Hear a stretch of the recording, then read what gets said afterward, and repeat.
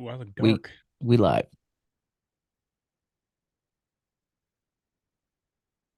Jax, you should let me host, man. Your internet's terrible.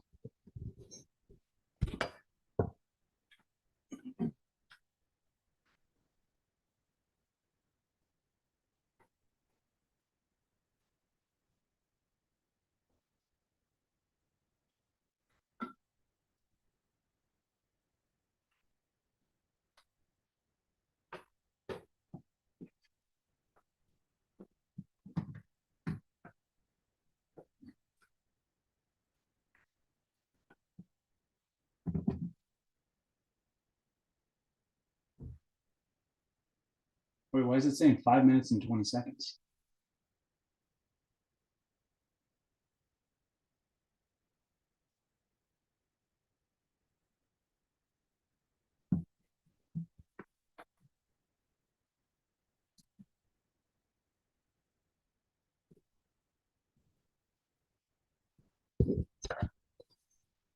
Jax, you're killing me here.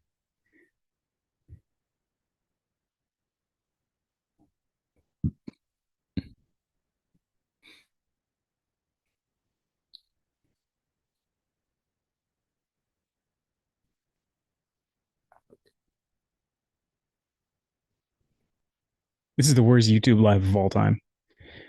Pocket Watch, thanks for being in, man. Good.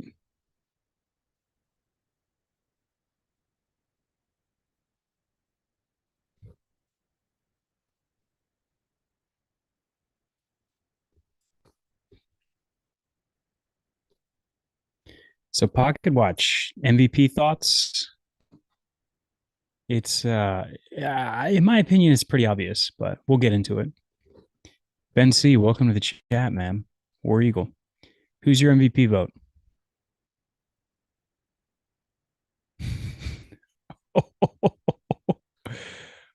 Oh, amazing. There's some already amazing memes happening.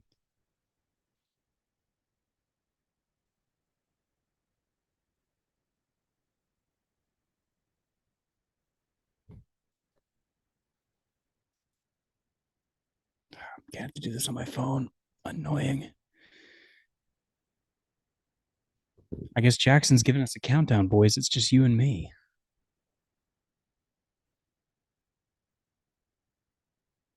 I'm gonna get this graphic mocked up. Let me see if Jackson will let me share screen here.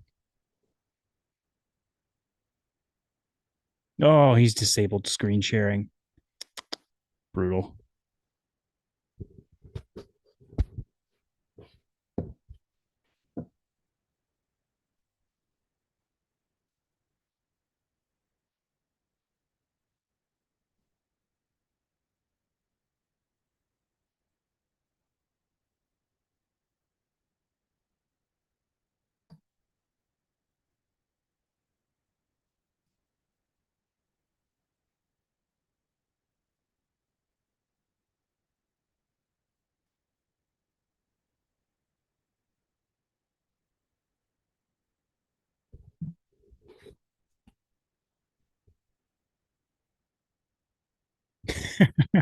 Ben, I love your take of 30 minutes of garbage time. I completely agree. Jalen had another monster night, but the game was out of hand by halftime. Totally agree there.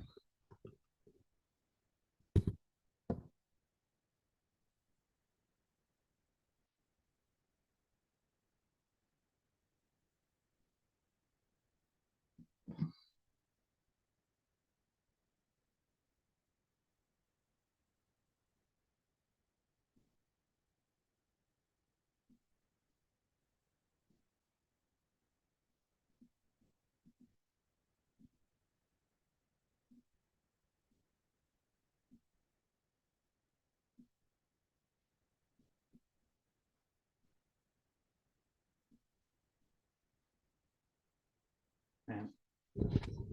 It's been a minute since I've had to put triple digits in a graphic. I thought I'd still remember how to do this.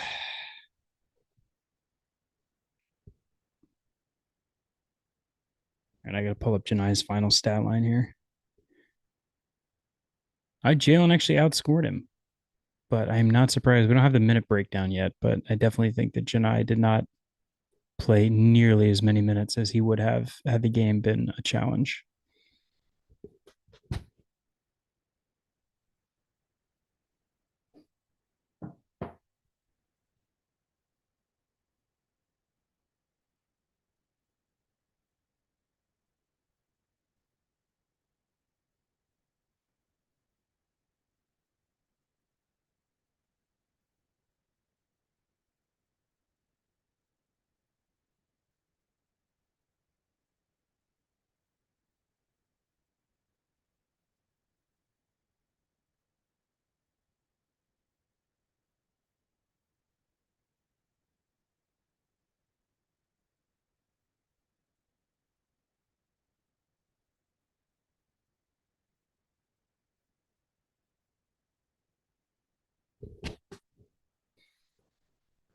Or what was that final 101.66?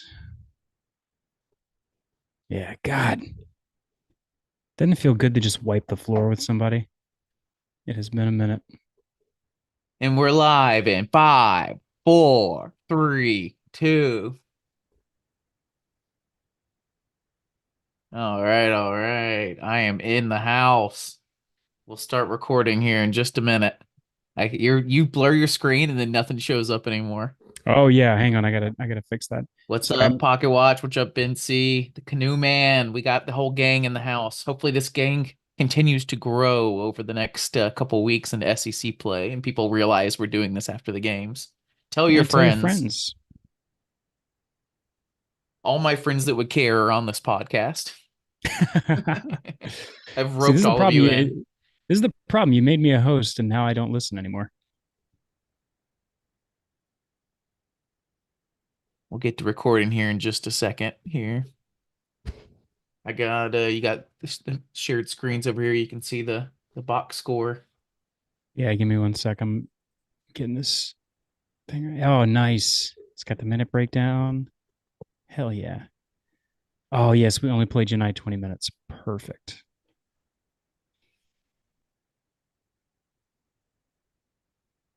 35-point win. I like it. I like it. We covered a massive spread for the first time in a minute. All right, you ready? Yeah, man. All right, I'm about to start recording. We'll see how all this goes. Like you said, my stream was a little laggy last time. If it happens again this time, I'm gonna do a whole overhaul. So we'll see. Oh, I don't have the jungle background in here anymore. I'm gonna go with this one. And that's not showing up in here. All It right, is what it is. yay. Yep, let's go for it. 3, 2, 1. All right, guys, we are back at the Jungle Podcast. We are coming off a 35-point win over the Chattanooga team, the Mocs, 101-66. Ben is on the podcast with me, but he is silent for the first 100 seconds of this podcast because he made a bad deal. He doubted a Bruce Pearl Auburn basketball team. We scored over 100 points. I said at halftime, are we going to score over 100? But no way, 0% chance. If we go over 100, I'll stay silent on the podcast for 100 seconds. So this is my podcast for now. Great big victory on a week where Michigan lost to McNeese, where Florida Atlantic, top 10 Florida Atlantic, lost to Florida Gulf Coast. We cruised, and it can seem a little boring during some of the game. Like, why do we even play these games? But hey, man, that's only because we've gotten so used to winning with Bruce Pearl. I have to celebrate our victory here, our Red Mount vodka, Charles Barkley owned with the Charles Barkley statue on it. You know we love it. I actually made my own drink this time. You can probably hear it shaking. It's a Saturday night in New York. We're celebrating Auburn right now. It's got honey, it's got lemon, it's got vodka. I'm pouring it over ice. It's gonna help the voice. It's I think you can hear that on the podcast here, but here it is. Cheers to Auburn, War Eagle. We're going live again after every game this year. Hopefully, we got Ben C, the Canoe Man, Pocket Watch, all in the chat here. We're having a good time. Leading scorers tonight: Jalen Williams with 21, Janai Broom with 18. Who else we got on here? Chad Baker Mazar on third with 13. How much longer you got there, Ben? I can't carry That's the it. I podcast made for. it. I There it made it. is, Ben. Ben is in the house. His punishment is over. Thank God. Listen, I got to tell you, this is my second bad bet of the year. I bet against Dylan Cardwell hitting free throws. I bet against a Bruce Pearl Auburn team hitting 100 points in out of conference. I've got my Aubie shot here in my glass. It's blurred out right now. Sir Charles and Redmont Vodka, we thank you for this shot of the game. Oh, Jackson, speaking of shooting, man, we had an amazing shooting night. Aiden was probably our player who was a little bit off. I just heard you going through the scores breakdown, but we shot 56% from the floor. We shot 44% from three. And you know, I got to bring it up. It's my favorite stat 76% from the free throw line. Just beautiful basketball. Man, this team is having a lot of fun. I don't know. Are you entertained, Ben? That's all I want out of this year was having fun. And man, this team is having more fun than since, I don't know what, the 2018-19 team. Not that you could compare the two, but we're hitting shots. We're alley-ooping like crazy. We're causing turnovers in transition. It feels like an old Bruce Pearl team. Well, and you want to talk about what's the most fun about this team is right now, no one has figured out quite how to defend us. We have a dynamic front court that everybody knew about, returning Janai and Jalen as two seasoned veteran players. But we've surrounded them with shooters. We've surrounded them with perimeter guys that can play from the outside and cut and dive into the lane. And it's made our front court that much more dynamic. I mean, the Moccasins did not have an answer for Janai Broom inside tonight. A lot of players put up some big numbers, but Janai did all of his damage when the game was still, for as long as it was, in doubt. That's been a recurring theme, huh? Jalen Williams is getting his at points. I think his averages are going to look pretty good, but a lot of times it has come in, not necessarily garbage time. I mean, if we just started failing halfway through the game, it would look a lot tighter. But yeah, Janai Broom just had it down low. No one could stop him. I mean, a lot of times with I, these games, which Chattanooga is not as low quality as Alabama State or some of the other teams we played. Like I think there was a team we played in second or third. I can't remember the name right now. That usually just watch the shooting because I don't care that they can bully like an Alabama State. This one's a little bigger. It was fun to watch tonight. Bully this team. He missed his 1-3. I'll be curious if that experiment is over, if he'll keep doing that. I believe the broadcast said he missed like 23 threes in a row at this point. But man, ooh, when he's down low, it's a lot of fun to watch. And if you guys remember back to the Austin Wiley days, we thought we would never have a great center. And now we've had two great centers. It's you could say it. Jonah Brew is a great center. A lot of blocks, good rebounds, solid guy, good score, and it's been a lot of fun to watch. And I think he's probably our leading candidate for MVP, right? oh, for sure. I mean, he finished with 8 total rebounds. He had 4 block shots again tonight, Jackson. I can't believe you didn't mention it. The block party's back. We blocked 8 shots tonight. I got to look at where we are nationally. I think I saw last time when we were in the top 15, right? We've just been so used to being in like the top five that it was like, oh, Yeah. 15, whatever. But man, we've had a great run with this. Yeah, we're having a pedestrian year for us, which is a great year for anybody else. And then, of course, my favorite stat, and shout out Matt, who couldn't be here tonight. We know you'd love that Jalen Williams was our leading scorer, but you would love even more that the team finished with 23 assists to only 9 turnovers. We continue to play winning basketball from the point guard position. I think we already talked about Jalen. Was there anybody else you want to talk about? Like I said, Jalen, he got his points, but it kind of came late. He was perfect. 9 of 9 from the field, 2 of 2 from three, 1 of 1 from the free throw. That's almost a bad number, right? In my opinion, I know it was perfect, but because it came late, it was almost like he didn't assert himself in the parts of the game where it was tougher. I almost rather he had missed one early, being assertive, than waiting till the end to get a lot of these transition points and easy baskets at the end. So Well, talking about no matter what time of the game it is, no matter who you're playing, it's not easy to get shots. So Jalen going 9 for 9 from the field is incredible.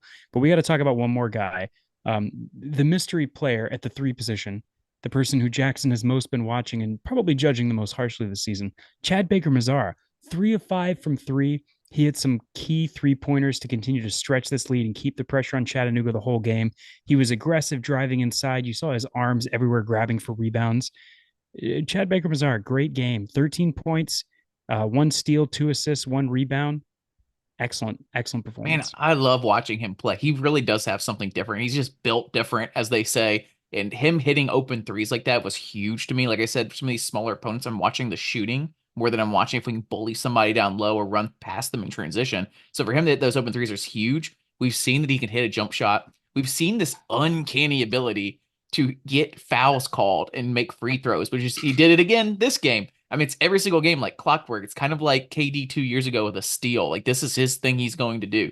I love that our roles are starting to come together. If he can hit open threes, continue to hit jump shots, get fouls every once in a while, play good defense. That's all I want to add this year, and it really takes this team to another level. So I'm super excited about him. I think through the year, he might be the player to watch most. Him or Aiden. Of course, Aiden because he's a 5-star freshman. But I think Chad Baker-Mazar has just as much growth or similar amount of growth to watch throughout this year. Yeah, Aiden Holloway didn't have his greatest shooting night. He was 2 of 6 from three. Those were his only field goals. He did hit 2 of 2 from the line, which I love. 4 rebounds, 5 assists. Aiden continues to lead all Division I freshmen. That's not just the SEC. That's not just, that is all freshmen in all of Division I college basketball and assist to turnover ratio. Aiden Holloway averages 3.3 assists per turnover. He finished tonight with 0 turnovers and 5 assists. That is once again going to boost that number up. And talking about performances that we can repeat, we all saw Dylan Cardwell put on a masterclass against the University of Southern California. But Dylan Cardwell put on another one tonight. He finished with 7 points, 3 blocks, a steal, and assist, and 9 rebounds. I didn't realize that. That's pretty good. I mean, if he can get up to that, man, I guess it's too much to ask for him to get 10 points a game because that's just something he's never done. But if he can get 10 rebounds with 5 points a game, that's amazing for our backup center. I was joking in the text group. He's one of the few guys. There's many of these guys in college basketball that do this.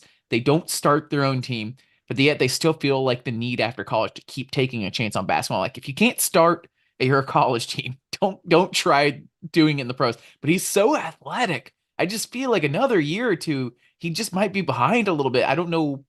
His growth has been so incremental from a skill standpoint that I wonder how long it would take to really develop an offensive game. But man, he's just so athletic out there. It's crazy to watch some of his steals or try to watch some of the things like his jumping out of bounds to grab basketballs. It's so smooth for a guy that size. It's really insane. And the offense just isn't there.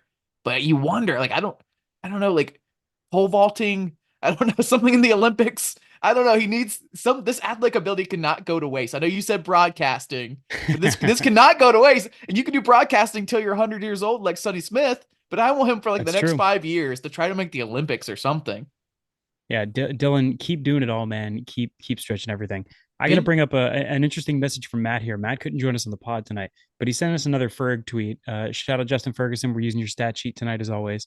According to Ken Palm, Auburn's offensive efficiency versus Chattanooga was the fourth best in a single game for a program since the start of 1998 and 1999 season. Two of the top 7 performances in terms of offensive efficiency happened this month. Guess what the other one was? Auburn? Your Auburn Tigers versus the Wow. University of Indiana when we scored 104 points and beat them 104-76. Auburn has now clocked 2 of the top 7 offensive efficiency performances of all time. Wow. I love scoring 100 points. This is a lot of fun. This is very opposite of last year. Ben C said Cheney with the big dunks. That was a lot of fun. I think with Cheney today, we saw some of that athletic ability we heard about in the preview episodes and heard about on the message boards. Canoe Man said Chad is fantastic. He's going to be the key for us down the stretch. Great kid too. Totally agree. That's a spot that could take this team to another level. Vinci said he's also a team energy guy. He was cheering on the third string hard. This team has a lot of great chemistry. I'm having a lot of fun watching them play. They seem to get along really well. The passing is great. Like it seems like the vibes have just taken a 180. I mean, it's could be 50-50. They're playing well. So things are pretty nice to be on the team right now. And 50% just some sort of way this team has mashed together. I'd be really interested. Hopefully we'll hear from some of the coaches on the pod in the coming weeks and months, and we'll ask them if they've done anything differently in this off season to kind of bring these guys together. They had an Israel trip Well, last time, but this time, I don't know. It just feels different. I mean, Canoeman's pointing out in the chat that we have great depth, and this is the 10-man rotation that we thought we were going to have last year. If you remember our preseason pod from that year, we made a lot of bad predictions, with the exception of my prediction that Trey was going to be awesome. And we talked about possibly having a 10-man rotation going into conference play. Tonight on the broadcast, they were talking about an 11-man rotation. I still don't think with the way that the rules have changed, we're going to get effective Lior minutes. I think he's a great emergency player. But I honestly feel like when we have our full second unit out there, we don't have to worry about scoring. Trey Donaldson continues to run the point incredibly efficiently. He had 4 assists tonight. Um, Obviously, KD Johnson's going to be electric off the bench. And we know that we have a pure scorer in Chad Baker Mazara. He's a guy that's not going to be afraid to go out there and try to get you double-digit points every single week. I Cheney Johnson, just his development continues to blow my mind. He finished tonight with 5 rebounds, 2 assists, and 3 steals. Oh, he had a block. He added a block to the block party. the blocks were fun tonight. On Reddit, I put out there again for the MVP. I put it a little late, so we'll see how many people come into it. But Keep Cool Coolidge said, "Easy, J. Will. He's reinventing himself last few games as though he listens to the podcast. You can't go 9 of 9, dominate like that, and not get the MVP. We'll see. We'll see."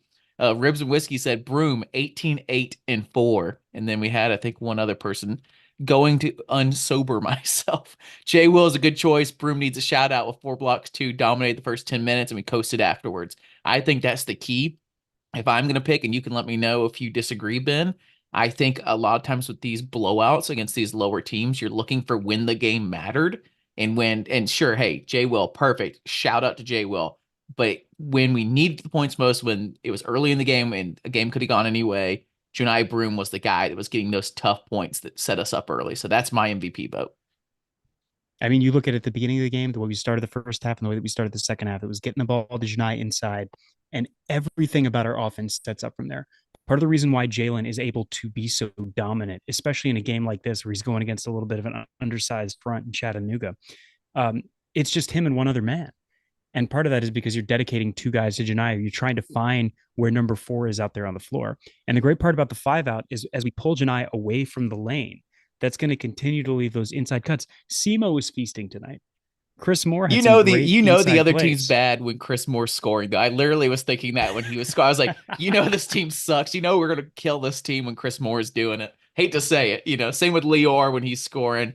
Love Lior, but yeah, I think you made a great point too that his minutes are just not gonna be as great with the new way the basketball is being played right now. No charges being taken. Yeah, I guess Jonai is your vote, right? We're agreeing MVP. Yeah, I listen. When the game mattered, Janai was the guy who was unstoppable, and I think that makes a huge difference. So yeah, I got to give it to Janai. Now we're gonna do an SEC preview show. We're probably gonna do it next Thursday. No promises, but that's the plan right now. So we'll get deeper into some of this, like what's happening so far. But let's talk Aiden a bit.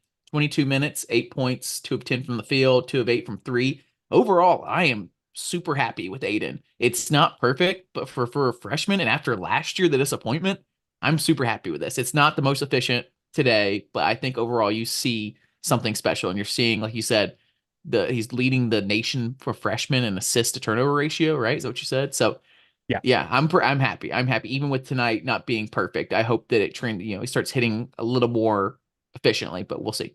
Well, and it's also funny because I've been thinking all year, who's going to be the guy when we need a bucket? Who's going to be the guy? And honestly, it's the same exact guy that it was last year. It's Janai Broom. Janai Broom is our bucket. But what we've done is build a team around Janai so much more so than last year. I think last year we may not have known what we had in Janai, and we had a more veteran, more experienced port guard in Wendell Green Jr. running the show. So we were less inclined to run the offense through Janai. And it definitely seems like this year we're committed to getting the ball inside first, inside hard. And it's just making a difference because everybody else around the board, it's only one man to beat. I'm gonna push back a little bit there. I think the offense was playing so bad last year. We ended up early in SEC play, late at a conference, really pushing the Jonai button. We basically had to hit a. I don't know if you remember this, but we basically had to hit like a reset button after that Memphis game, I believe, that we lost in Atlanta, and we started just having to be like, all right, this team cannot shoot. They're not going to ever be able to shoot. We have to bang down low, and that's why Jonai kind of had the year he had last year, and how it's been an odd back and forth year this year, a 30-point game, but other games where he's quiet. A game like tonight's exactly what you want out of him. I mean, we can't have a blowout like this every time, but you early on, you're taking the ball down there, getting some hard twos, but everything just kind of came to him. It didn't feel like we had to work it to him. It was just natural. Ben C had a great point here, which come to the YouTube, guys. We're having a great time having these after the game. So I know a lot of audio listeners that have been listening to a long time now are probably going to think it's strange we're constantly shouting out random people on the YouTube, but it's fun. I think it's going to be cathartic to have everybody doing this. But Ben made a great point. Also, teams try to switch to zone when Jonai starts dominating the paint, which leads to Jalen points. Great point. They're switching to zone, and Jalen's the zone buster. So it leads from one thing to another. We're like a Swiss Army knife right now. We have several ways to win. You try to take away one, we're going to go to another, and that's what you want in college basketball. And that's why this team's so much fun to watch. I'm going to go back and I want to look through some of our early stats from last year because I'm very curious just how much of a factor Janai or not Janai Jalen continued to be because we're seeing Jalen actually over the course of the last couple of weeks actually establish some consistency, which is the only thing that this podcast has wanted from Jalen. We don't need him to be a superstar. We don't need him to hit 9 for 9 from the floor and score 21 points. We just need him to be in that 10 to 15 point range consistently every single night and pressure defenses when they try to show us a look. And that was what he did tonight. That was why UT Chattanooga never had an answer for Janai. I'm gonna try my best. We already did a bit with Aiden. We're going to do an SEC preview show. We have another out of conference game against Penn, but it's so hard when it's such a big blowout and we're so late in out of conference now. And we're so excited for that first Arkansas game in SEC to talk big picture. But we got Denver Jones to talk about too. It's been interesting that Denver Jones has been someone we've talked about consistently in the fourth or fifth or sixth player, like in our heads. He doesn't come up naturally right now. And I really assumed before this year, the way we recruited, the way we talked about him being a scorer, that he would be the first guy, second or third, maybe at most, that we'd be talking about. But he's been fifth, sixth, seventh, as we're talking about. He had 5 points on 19 minutes, 1 of 4 from three, 2 of 5 from the field. He missed at least one open three, I remember. That's his thing. Just hit those open threes at this point. We're starting to come together in what our roles are. And ends up, we don't need Denver to be that guy that's begging for the ball or that guy that's hunting for a shot, which is great. I assumed we needed that. We don't. The team's playing so well and so consistent, and we're passing the ball so great. Just hit your open threes. That's all I need right now. He's also struggling to finish at the basket. He's constantly getting blocked from behind. I don't know exactly why. Sorry, that's my lack of basketball IQ of why he's constantly getting the follow block. Maybe he needs to do a hard stop right there and pump fake every time he goes in. He shouldn't have to. He should be able to finish hard. Maybe he's not blocking as well as he should. I don't know, but it's something to keep watching that he's unable to finish from any kind of contact. Yeah, well, it's less that. It's more that it's like you said, he's getting blocked. So he needs to really lean in and try to draw that contact more. The rules are a little different from when he was playing at FIU last year, and the size is different. So my hope is as we get into conference play, we're going to see more and But more we're of that. playing Chattanooga. They say it's almost like I'll be really concerned come SEC play if he's still because luckily we're playing other P6 teams as they call in basketball or major teams. So we have seen that also. But man, Chattanooga got him. I think Alabama State got him one time. It's really interesting. I'll be watching that. I I don't know what mean, the fix is. some of that is just being a little bit more lax when the game's out of hand. You see an open lane, you're going to drive to try and take it. You don't realize that they left that lane open. But Denver's still shooting 92, almost 93% at the free throw line. He's shooting 38% from three. So the numbers that we need him to hit, we need him to hit. We want to see more opportunities for him to score. How about headband KD? I was really hoping. I don't. There was a couple years ago when we started doing this podcast, or even before that, the players started changing their hair a lot. And maybe I have a big enough TV now, I guess, or anything. But it would always throw me off at the beginning of games when someone tried a new hairstyle. So KD put on the headband tonight. We love the memes on this podcast also. So I was kind of hoping for a KD headband game, either for it to be really great or really awful, and it was really fine. And that's what we need KD to be, right? Fine. If I don't have to think of KD in a extremely positive, extremely negative light, that's a victory, honestly, right now. He had 6 points, 19 minutes, 2 of 4 from the field, 2 of 2 from three. That's great. I mean, compared to some of the past years, it's amazing to have a efficient KD, a quiet, efficient KD that's all I can ask for. Yeah, I mean that's the biggest thing that we always look for. Is he going to shoot us out of a game? Is he going to cause some problems that create issues? But no, this year he's playing within himself. He's playing within the system. The canoe man said it. We're like a Swiss Army knife. We're a tool. Each tool cuts like a caber knife, deadly. That's a little inside baseball for knives. Did you know Uh, why there was another tech this game?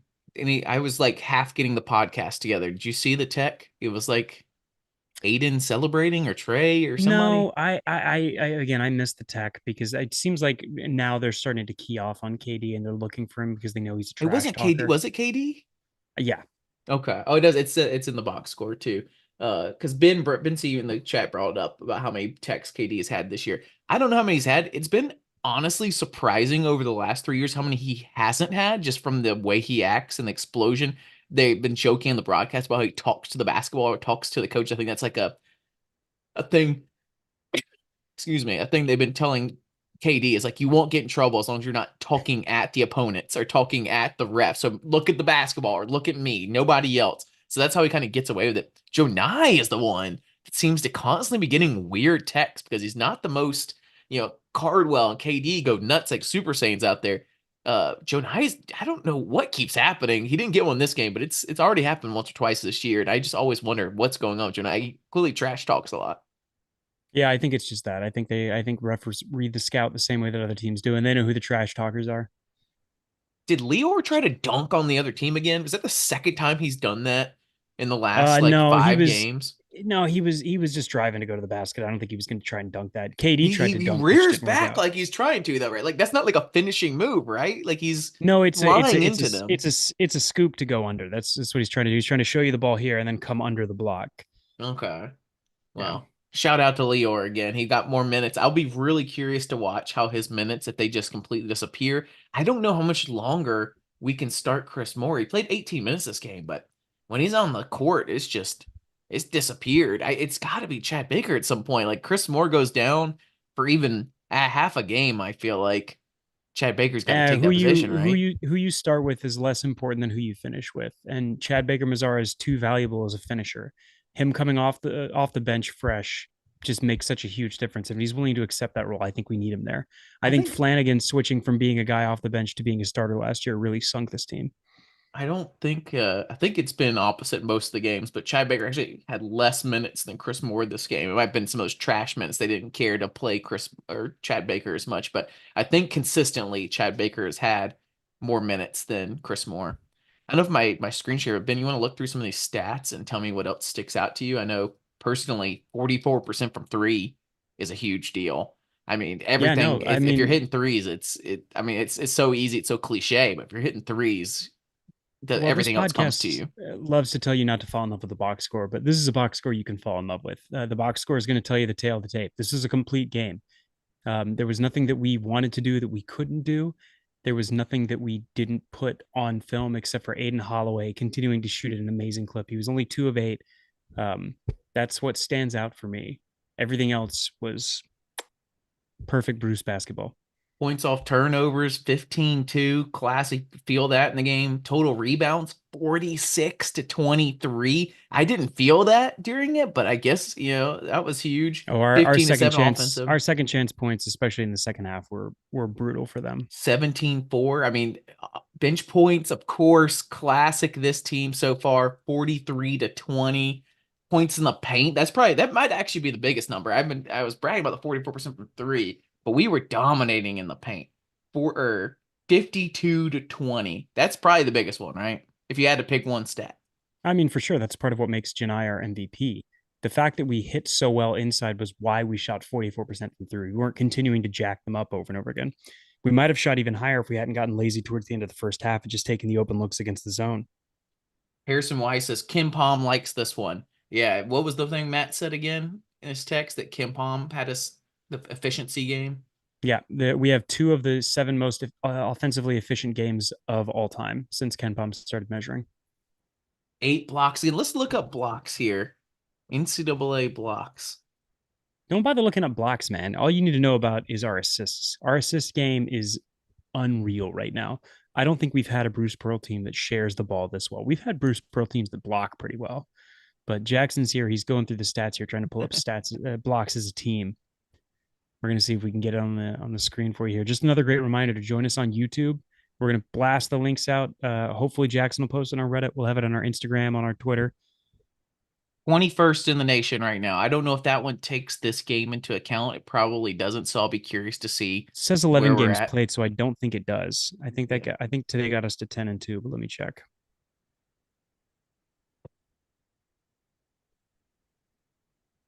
Yeah, today got us to 10-2, so that does not count today. So we'll see how much we go up with a 8 block performance. You think the fact that we are not ranked yet is playing any factor in the fact that we want to blow the mess out of these teams right now? I hope that it caught the guy's attention and Bruce uses a little bit of bulletin board material because this team does deserve to be ranked. And they're being disrespected on the basis of, not enough of an impressive win. and that one bad loss on the road at App State, which when you think about it, especially from the analytical perspective, not that bad a loss. But Jackson, we faced a team coming in tonight that shot the three really well. I know that kind of scares you, but we absolutely shut them down defensively. We got another team that shoots the three pretty well coming in after the new year. University of Pennsylvania, the Quakers, Does the AP poll come out Sunday or Monday? Monday. Monday. Were we ranked? We were, we had, I don't know if we were ranked at all in the year 2023, right? We We started no, faltering pretty we hard. yeah, but I think we got into conference play and we were still ranked, Chat, let as us I know if we recall. were ranked in 2023 last year, because I'll be disappointed if we get ranked on Monday, January 1st of 2024, and someone lets me know that we weren't ranked during conference play last year. I'm trying to remember. We did not. I mean, feels like Yeah, we no, were we were ranked. consistently We were ranked 15 when we played against West Virginia last year. okay. It was Yeah, that was January. That was that was a January couple 29th. games in. That was the Big 12 challenge, right? Yeah, and we were still 25th when we played at Tennessee in February. Okay, thank God. Which I think I saw that, not to get too deep, it's our first game. We have Penn next, who I believe got blown out by Houston tonight. And then we have Arkansas in Fayetteville. A little revenge, hopefully. We got our revenge already last year, but I'm hoping we get revenge again this year. They lost to somebody weird already, right? Abilene Christian, maybe? Or You talking about somebody. Arkansas? Yeah.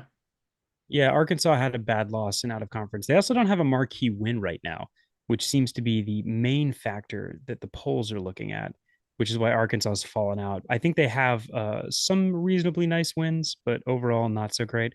I'm going to see if I can pull up Arkansas's schedule here if you want to vamp for a sec. Yeah, I'll be very excited for that Fayetteville game. We've had some pretty great SEC openers so far. I love catching Arkansas early, as we've seen with Musselman over the last like 3 or 4 years. It's been extremely frustrating to watch them falter early and then really come on in March and have a good NCAA run. And then no one remembers that they didn't even perform in the SEC at all and forgets that we won the regular season. We're number one in the country. All they want to talk about is a Sweet 16 run from Arkansas.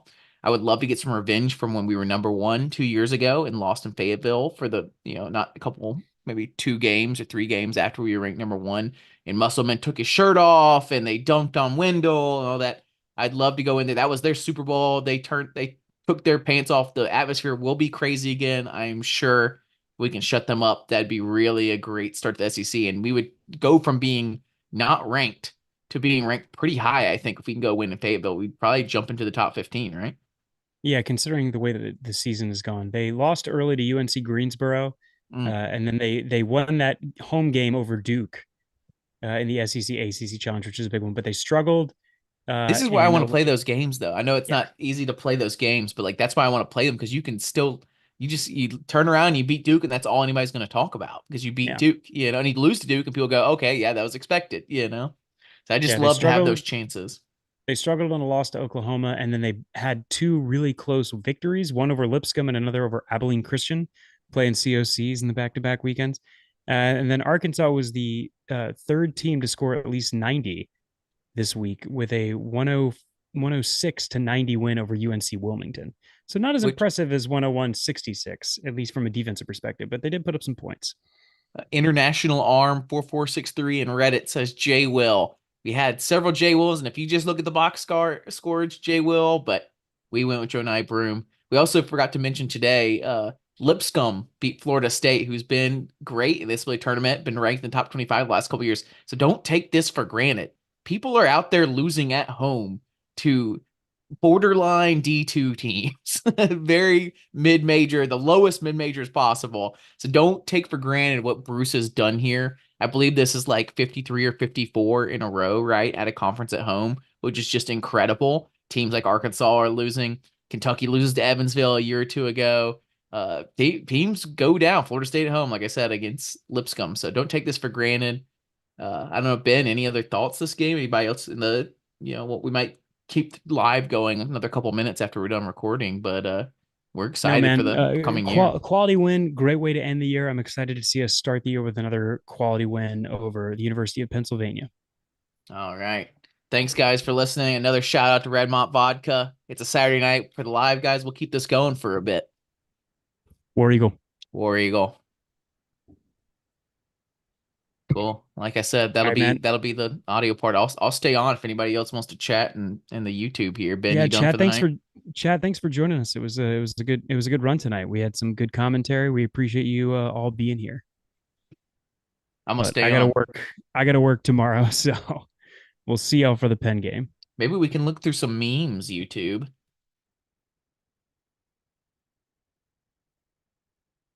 Let's see if I'm am I on there yet? I'm on the jungle here, so let's see if we got any memes.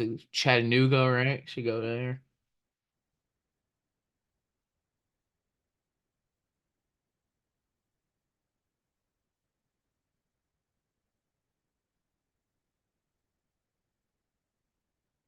Hogwatch asking if I've ever been to Arkansas game. I've never been to an Arkansas game. Trying to remember what away games I've even been to. MTSU, I went in Nashville. I remember that's Murfreesboro, but they played in Nashville in Bruce's first year when I was very excited. Went with Ryan Norman, co-host now, Corey Hayes, if he's listening. I don't know if I've been to many away games. I know that's a big thing now. Everybody's going to away games. When I was in school, man, the Bar B days, we were not going to away games.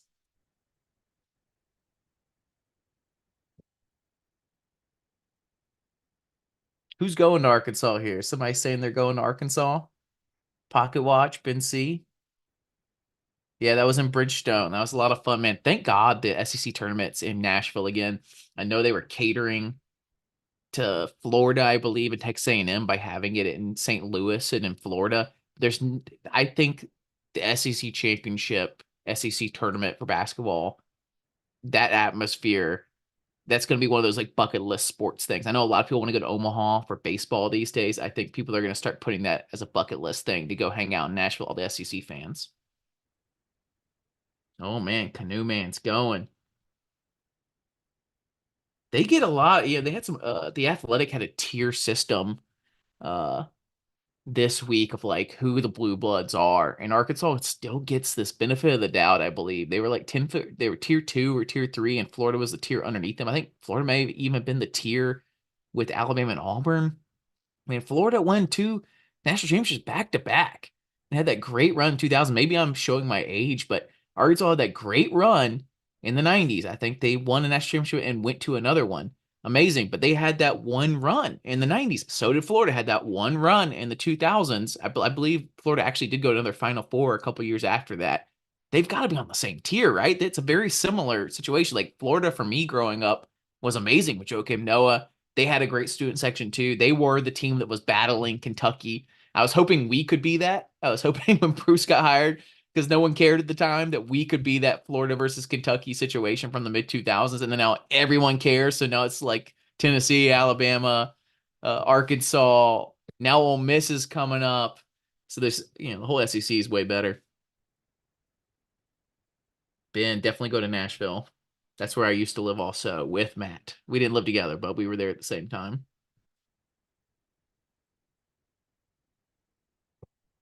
See if I can get these memes up. Oh, here we go. This is probably it.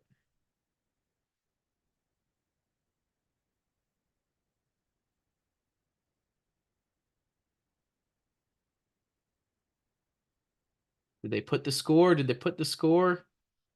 Don't tell me they didn't put the score.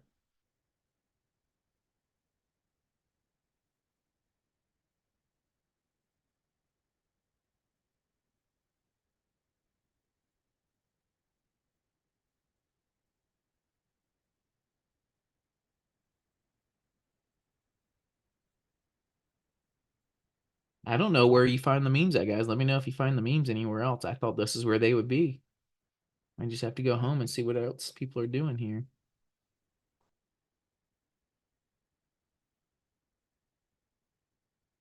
There's our winning score there.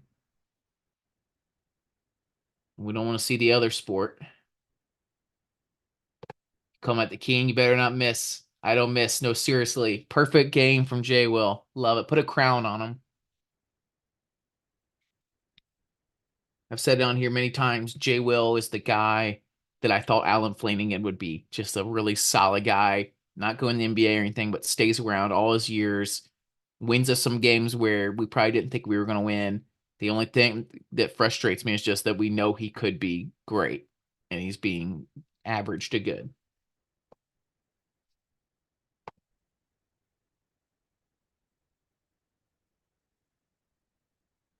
I wonder how many people are turning their attention to basketball for the first time. I think we've noticed in our metrics that the SEC preview podcast has actually been one of the more popular episodes over the years.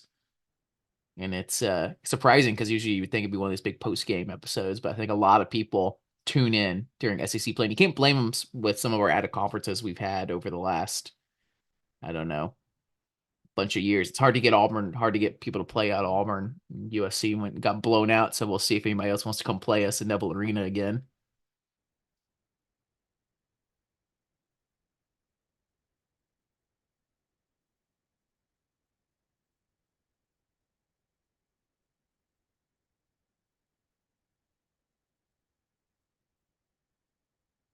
It was always basketball season, barn designer. Basketball from Pablo, friend of the podcast. Love having him on. Hopefully, we'll have him on some more during the season. Justin Leaves there. Wish we had bullet trains.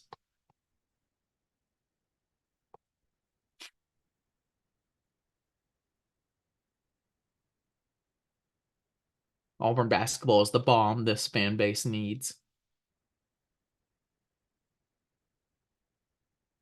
Oh, how many alley oops have we seen this season? I wish you. I don't know if that's a stat anybody ever keeps up with, but I would love to see it.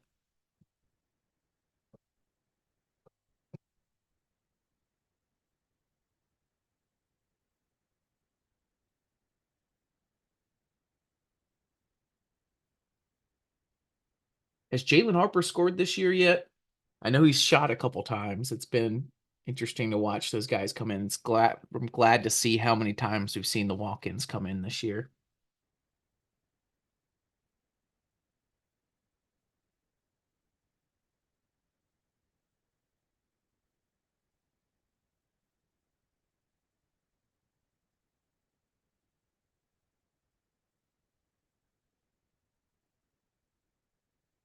I wish Leor could hit that open three. That seems to be the one thing I most expect from him is to hit those open threes, and he just doesn't has not seemed to hit them this year. He's getting some foul calls though when he drives, which is nice.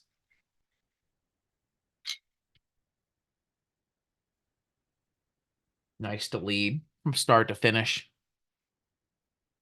Any other topics you guys want to talk about on a Saturday night before I let you guys go? Which is a Southern thing I've learned after living in New York City for a while. Saying you're going to let somebody go and the polite way to say I'm going to hang up. Oh, Leor with an assist. 3 rebounds for Leor.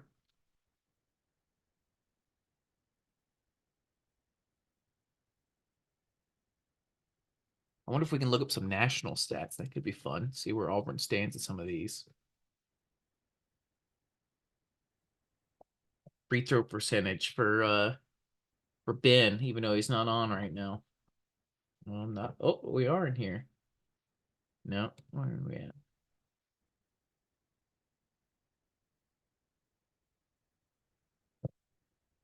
I'm gonna hang up, bozo. That's what they say in New York City. I'm gonna say I'm walking here. That's what they say.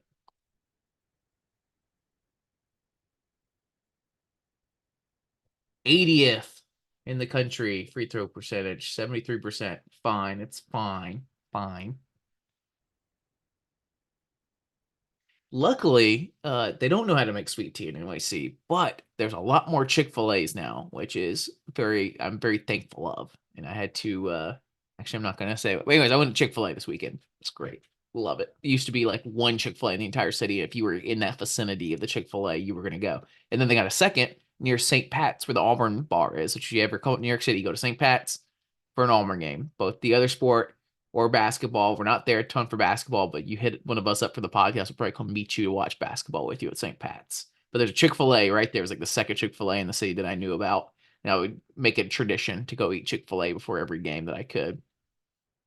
Now they have a Raising Cane's, which I never had when I was in Alabama. I was a big Zaxby's Guthrie's guy. Guthrie's probably over Zaxby's, but they were just so inefficient with getting me my freaking tenders. I went to Zaxby's way more. But they put Raising Cane's up here, man. The tender game up here is awful. Like Chick-fil-A was the best tenders, which are fine, which are good. But Raising Cane's came, and it's probably better than Chick-fil-A's tenders, but nowhere near as good as Zaxby's or Guthrie's.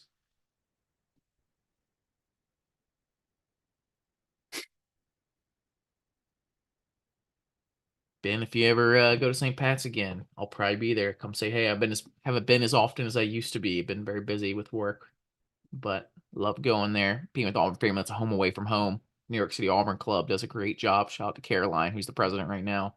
Shout out to Nicole, that used to be the president. Greg, I believe, was president for a while too.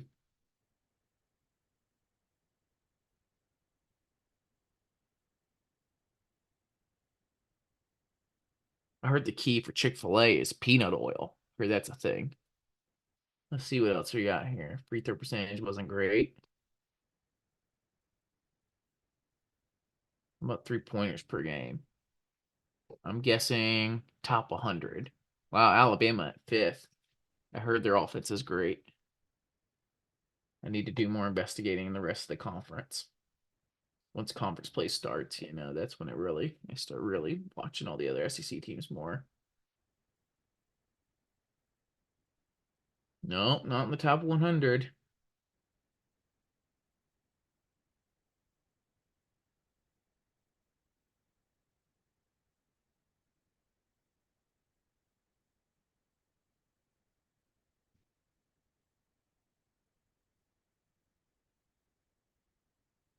All right, here we go. Drum roll. 178. 7.5 per game. I guess we had some pretty bad lulls there. Duke right next to us. Florida State lost to Lipscomb today. McNeese that beat Michigan today. Austin P. Good friend Ryan's school. Ole Miss is on a run, undefeated. They're going to play Tennessee in their first game, both ranked. I want an asteroid to hit the arena. Ben, I cannot confirm or deny exactly where I am in New York. That's the best you're going to get. You have to check out my other what I do for work to realize why I cannot be more specific.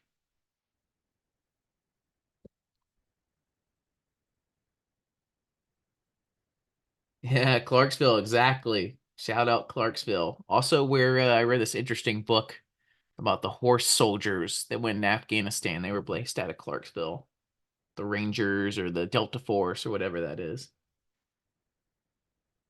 Maybe scoring defense. That might be good. Newman, you'll have to look it up. I cannot represent them here on this podcast. I cannot say their name. But if you look up my name, you'll find it. It's also on YouTube.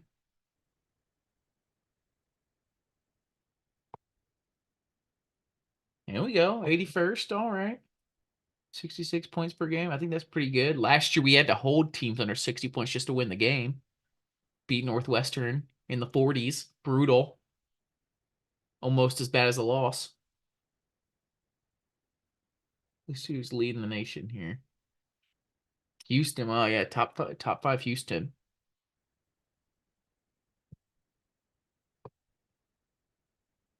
McNeese. There, this McNeese again. They might be having a year. We'll see if they make the tournament.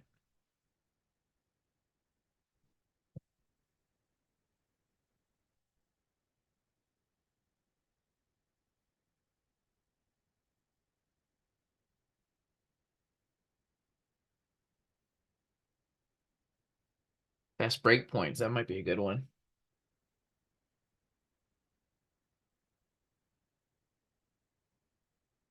Big shout out to Nashville. Loved living in Nashville. If I had to move back down south, it would probably be Nashville again.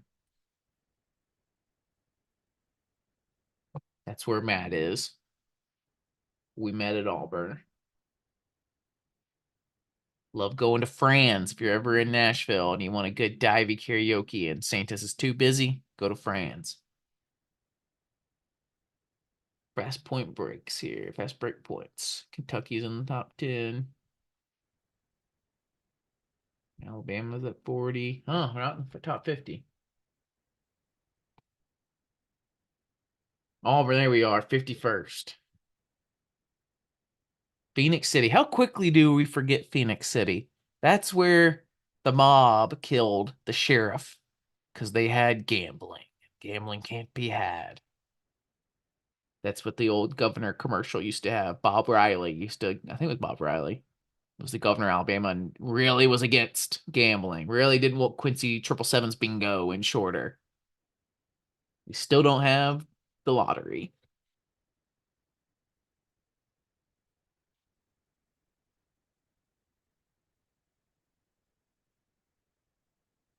It's just per game, right? That's supposed to be pretty good for Auburn right now. Number 13. The future attorney general. Oh, gotcha. That's who was murdered. Okay. I need to do more Phoenix City investigation, I guess. Also, I believe the only city in Alabama that's on the Eastern time zone, so it can match with Columbus.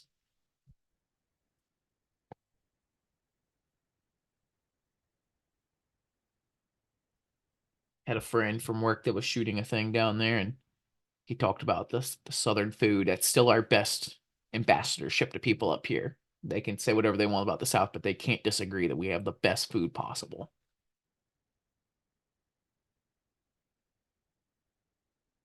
Man, Kentucky's got some good stats for, I mean, what are they ranked?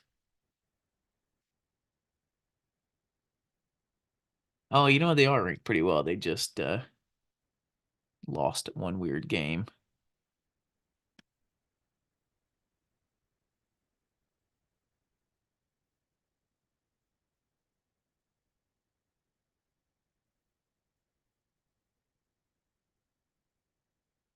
For two, dominating with that big old dude. They always have dudes over 7 feet there. They're huge. Lost to the 16 seed in the NCAA tournament last year. I don't know how they do it. I don't know if it's a European thing or how they always, I guess it's the way they play offense. Freaking Rick Barnes got them back in the top 10 consistently.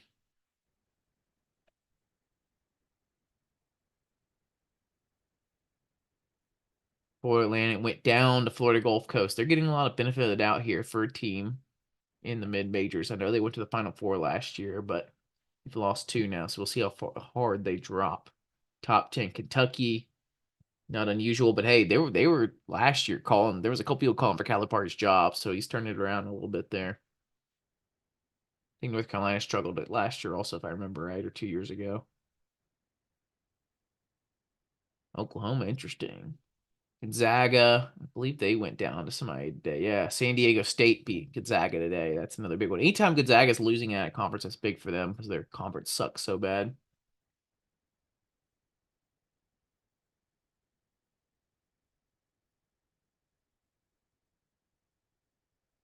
BYU, those crazy Mormons.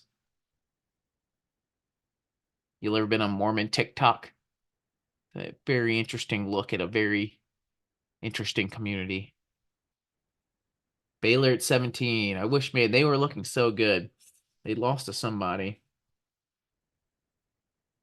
Need that win to keep staying up there to keep our metrics up. Makes us look good. I don't know who they lost to.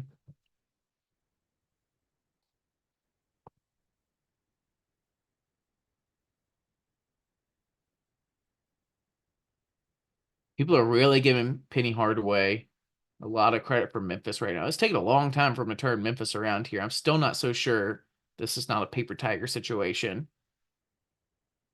One little run in the NCAA, and he's all of a sudden a good coach again. Then there's some craziness. I still can't believe they didn't get hammered for the Wiseman stuff.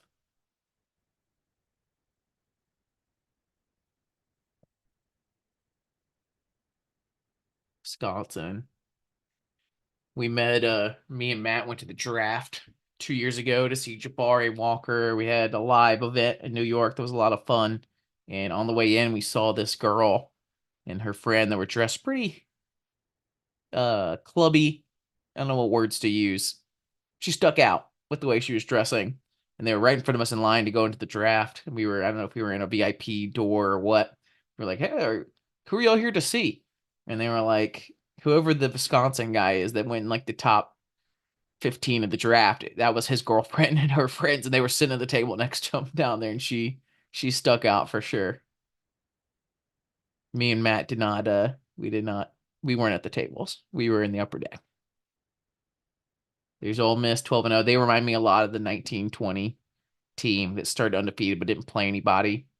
They're winning the land challenge. I'm almost out of vodka, guys.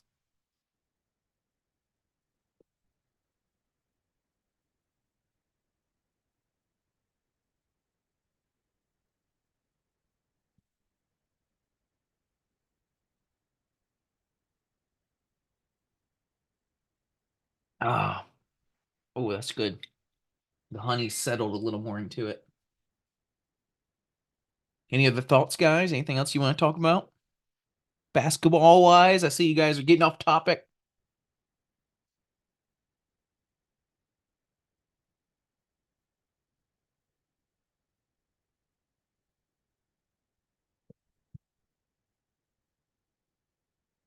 Red Mount vodka, you're right. Jackson is a rum man, but Red Mount vodka has been good to us. So we're good to them back. And maybe it's a testament to Red Mount that I would get off the rum for even just the podcast here and drink some of this. I mean, it's just not every day you have like Auburn specific stuff. So that's one reason to support it also. It's cool to have it. Minority owned business made in the great state of Alabama. You are right about that.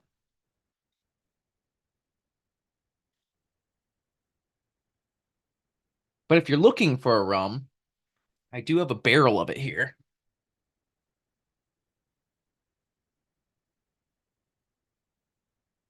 Gosling's rum from Bermuda. I brew my own sometimes, or age my own at least in a barrel.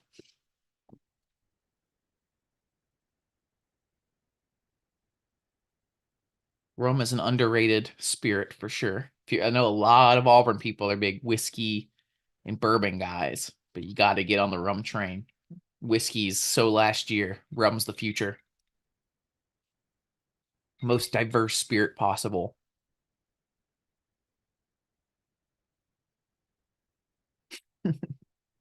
I say vodka, Red Mount vodka, is by far the best drink to celebrate an Auburn victory with. But on the rest of the days of the week, I do like my rum. Definitely try some aged rums. Definitely try some different, there's all kind of different colors of rums, different places. Try some agricole rum. Drink it straight sometime. There's a lot of places that are rums that are comparative to whiskey, but I guess if you want whiskey, you want whiskey.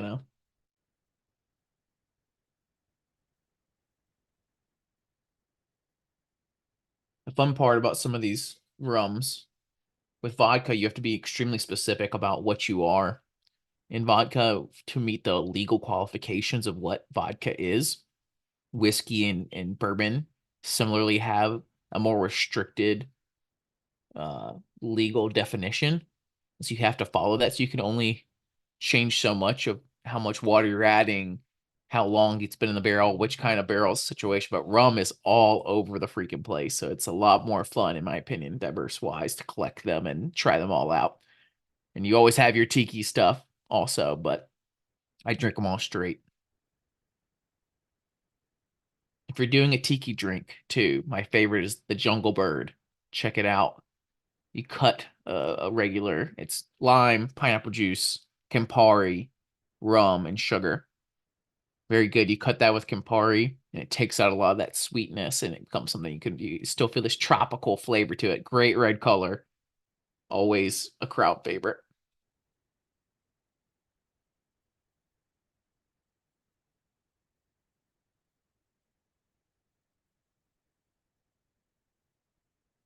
My fiance's grandmother has a tiki basement in her house from the 1950s and 60s. They built it in 1956, and it's exactly the same. If you find me on socials, I can put that on there. Danger Garrett on Instagram, and go through some of my Instagram posts. You'll see Grammy's basement. It's amazing. It blew my mind. I used to live in Bermuda. Love rum. We moved back for a little bit and stayed with her for a week or two. And to be able to go down there and stay in the tiki basement that has not changed, like a freaking museum from the 60s, was amazing.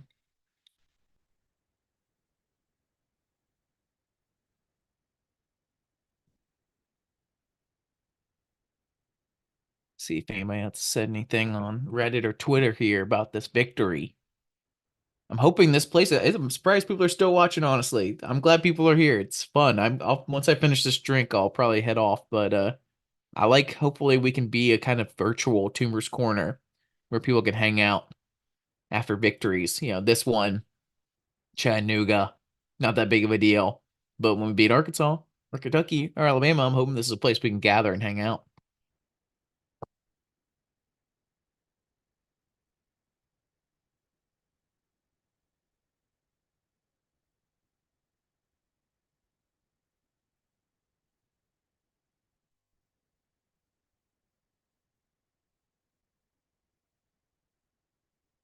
There's the score. Oh, Chattanooga basketball. Okay, all right, here we go, guys.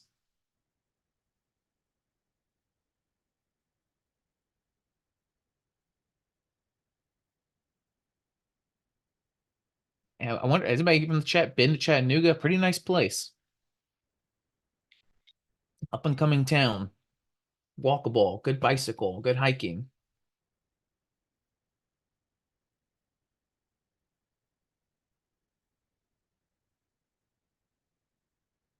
What's the ratio here? 129. Uncut Gems. Love it. If you haven't watched Uncut Gems with Adam Sandler, great movie. Good game.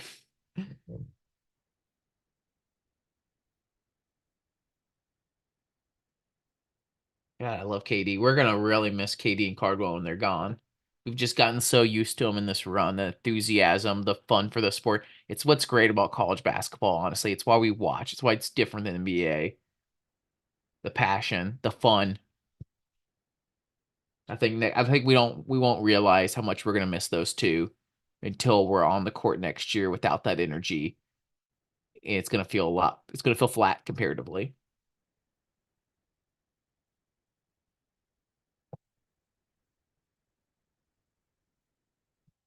Love how creative some more fans are.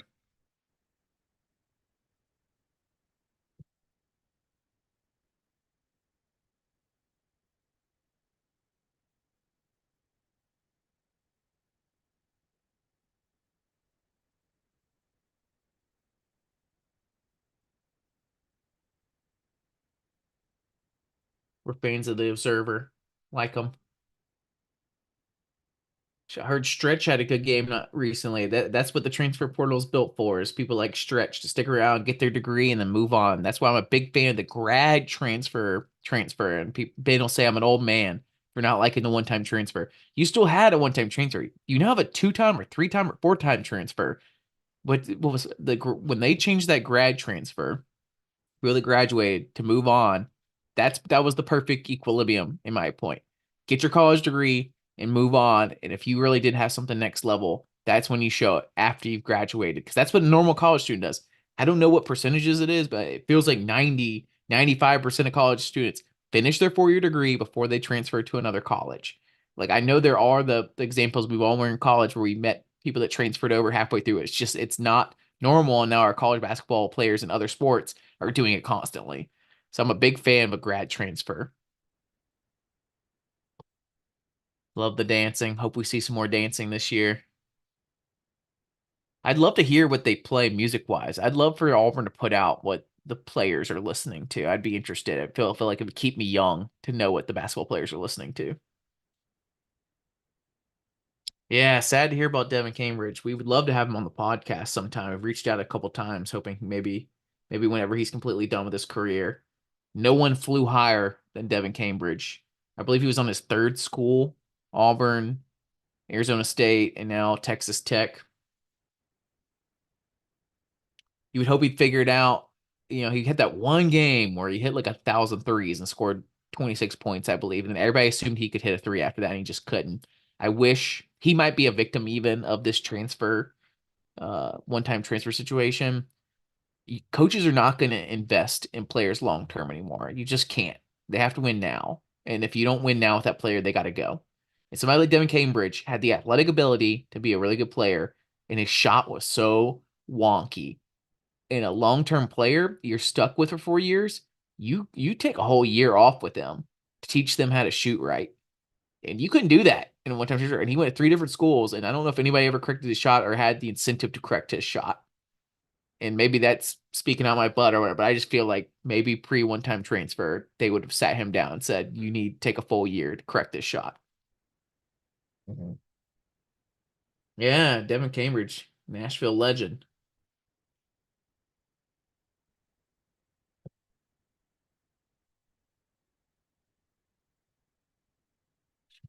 Love it. Love a walk away three. For a second, I thought that was Beard Eves. You might want to see a cool Beard Eves hat.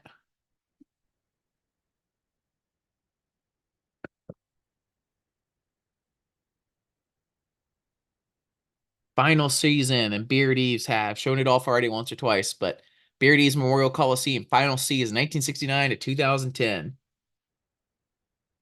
I wish it fit me better. It looks awful. Still hoping to get some throwback stuff. I don't think it's happening though. I don't get any. No one has acted like there's going to be any kind of throwback jersey or honoring of Cliff Ellis or anything. So pushing for Beard Ears thing's even crazier. We love talking to Cliff Ellis. Go back and listen to that. We love the interviews. That's been like the coolest thing we've done so far is getting access to doing a lot of these interviews. The Cliff Ellis interview was great. I don't, the admin's got its own incentives to do this or that. I really hope we honor the 98-99 team. I know there's might be some dubious stuff now with Chris Porter. You can Google that yourself. But I hope we do something around that, even if it's just having them on the court to hold up the end. Damian Fishback, I'm sure he'll be in town commentating in the games, and he can hold up the end, and they can just show some highlights from that team at the very least.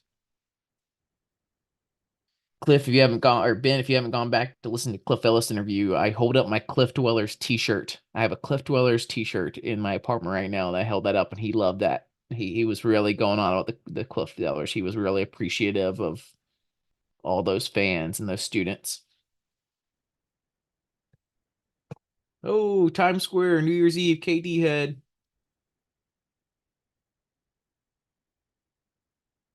No way. I hope that's right. We love John Rothstein on the pod too. He lives up in New York. I'd love to run into him sometime. He I think he part owns a bar maybe, or he just goes to a lot. Bar Coastal on the Upper East Side near where I used to live. I'm still tempted to just go up there and see if I run into him sometime. Decent wings.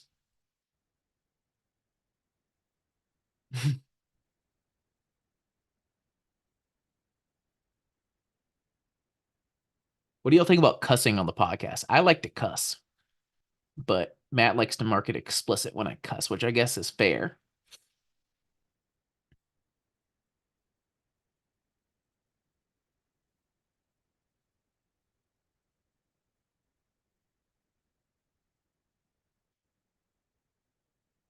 Wow, middle school, man.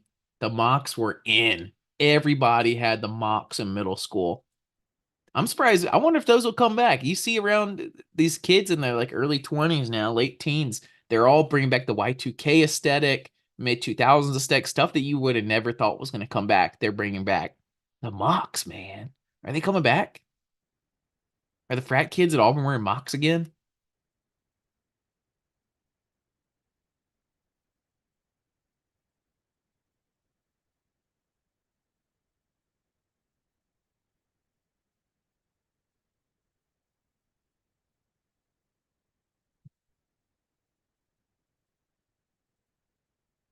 Sad.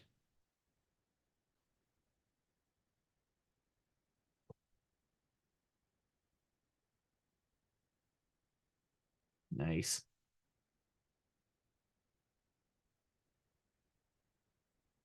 True. Love our depth. Love our depth. We're playing 11 players right now, I believe. We'll see if that shrinks up. I'll be curious when it comes to SEC play how that goes. I mean, it's how it traditionally goes, but Bruce does fight that as much as possible. But we'll see if Chris Moore and Leor play as many minutes as they do now. I'm almost curious if it'd be better if we played some harder competition to go ahead and adjust what we would do so we could play less Chris Moore and less Leor. Everybody else though, too deep. I feel great about.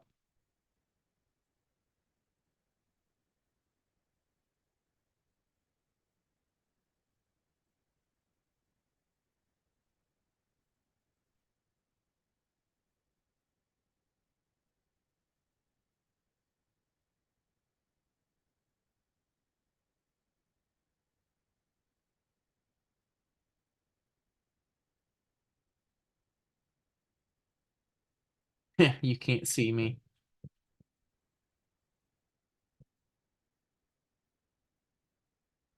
Yeah, we'll see. We'll see what kind of, I don't know if any of you have bought NIL merchandise from any of these players yet. It seems like they try to make some t-shirts. I know Cambridge tried to do that a little bit back. I believe Wendell tried to do that back. I don't know if there's like a place where those are for sale. I'll be curious to see if there's more promotion of that kind of stuff going forward.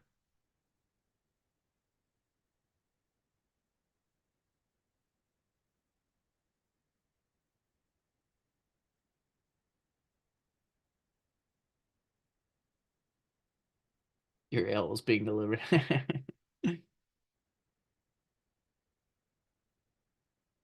Nice. Didn't know Tiger was an Auburn fan, but it makes sense with his nickname. There go KD. There go that man. I'll be bye bye mask. This is Auburn. What is the modern day 300? People went absolutely nuts for 300. Every football team thought they were 300. Every dude at a certain age was nuts over 300. Is there like a John Wick maybe? Is there like an equivalent, like a dude equivalent? Like this is kind of like Red Dawn, you know, for a certain age group, a fight club for a certain age group.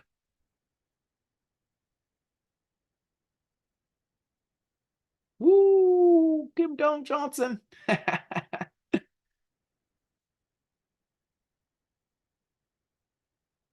Love it. Love the laser eyes.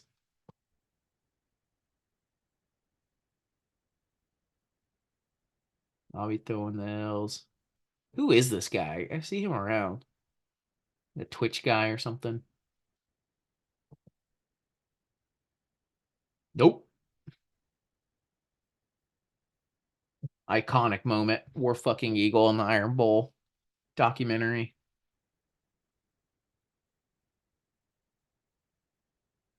Yes, Ben. Yes. I want to do a whole thing at work. I pitched a thing called Propaganda Pop Culture, where I go through different propaganda pieces. I went and saw the Chinese Top Gun called Born to Fly. It's like a ripoff of Top Gun, but in the Chinese perspective. And they're like taking down vaguely American pilots and doing like testing for their jets and stuff. It's really interesting to see that flip side of the coin from Top Gun in America that's so rah rah to the other side. I believe there's an Indian version of it now.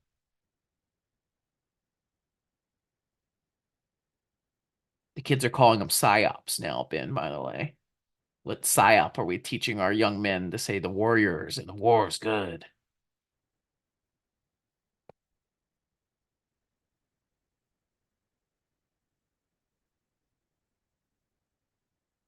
All right, one more. Oh, this was crazy. If you guys anybody follows the War Eagle Reader, Jeremy Henderson, really cool website. I don't know how often it's still updated now. Great story on Pat Dye losing his pants and like Martin Smythe finding them years later.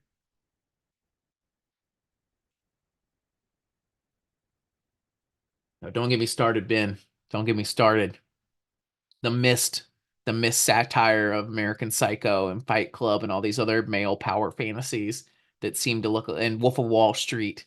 The people that miss they could even know it's satire, but they don't know it. They don't It's not in their soul. They don't understand it in their soul. Peaky Blinders, all the anti-heroes that people really actually just want to be.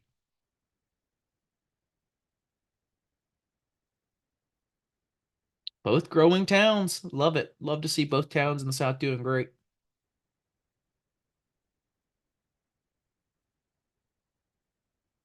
Peacocks are alive. Oh, I meant to post this on Twitter, Instagram, or something. I was in Miami, flying through Miami to get back from Thanksgiving.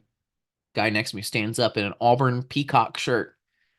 Really cool to see a guy down in Miami running into that. It wasn't just running into an Auburn fan in the airport, the War Eagle in the airport. It was running into a peacock, an Auburn peacock in the airport. It was cool. Told me all about all the games he goes to all the time. I wish I remembered his name. I saw his photo somewhere. But hopefully he checked out the podcast. I think I told him to check it out. They I miss those commercials. Like now our commercial is the most generic commercial. It's just like every other college's commercial. Like, oh, look, we have sports. Oh, look, we have arts. Look, we have a campus that is nice.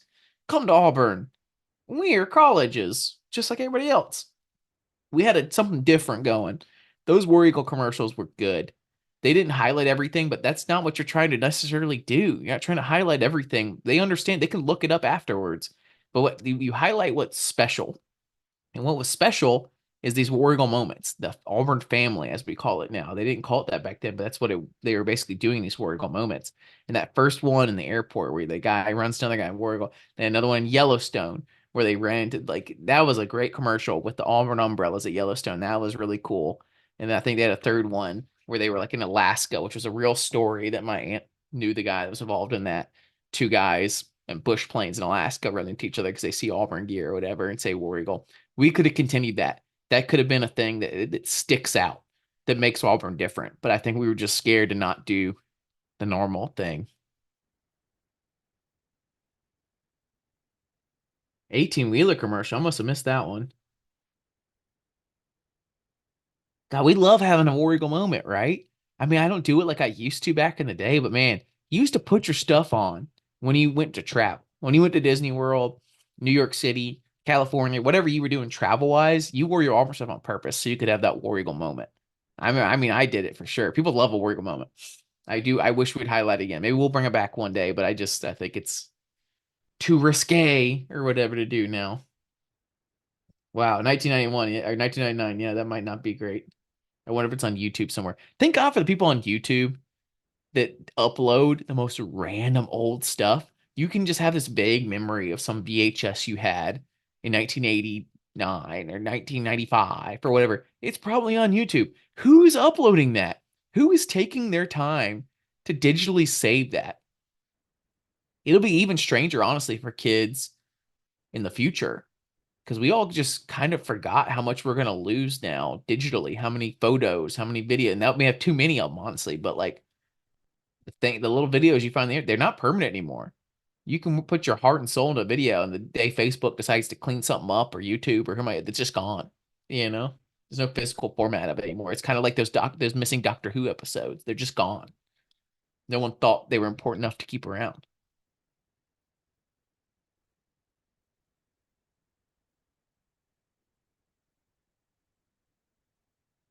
You know what would be a great comeback? This one's for free, Auburn.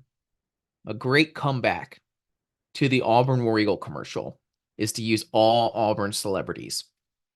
Have Bo Jackson run into Cam Newton at the Hall of Fame ceremony or something and say War Eagle, and then have Cam Newton run to Charles Barkley at the TNT studio and say War Eagle, and have Charles Barkley run into Tim Cook and say War Eagle, and then have Tim Cook run into Octavia Spencer, Oscar winner, Oscar, give her a War Eagle, have her run into Jimmy Wales, the Wikipedia guy, say War Eagle, and like just have like a string of that going in like fancy places, like we talked about at the airport or at Yellowstone. Let's have our celebrities do it and just shoot them whenever we need to that we can get them together and green screen or whatever we need to do to get these guys together. Shoot it over a couple years and do it in 5 years from now.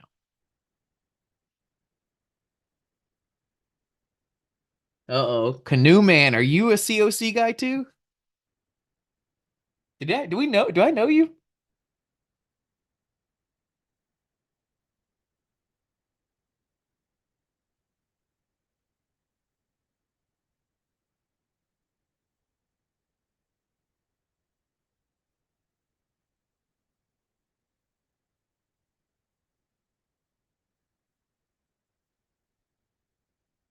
I went to the ACSC. Solid spot.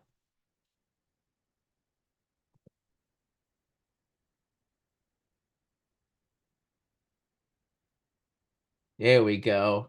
Denville.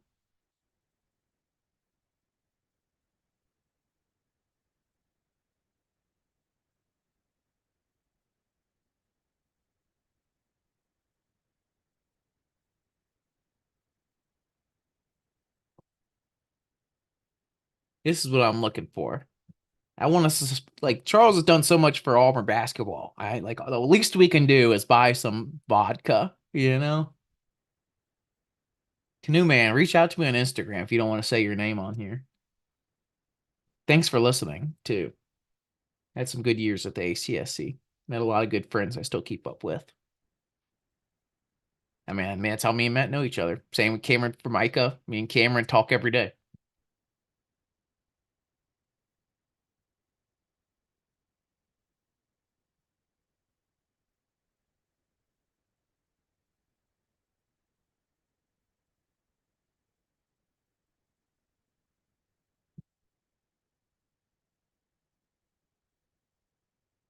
All right, guys.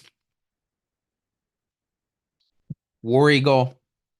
This was a fun experiment to stay on a little longer. I had a good time. Canoe Man, reach out to me on Instagram. Thanks for listening. And another great victory. And we'll stay on late a couple more times this season. See you guys.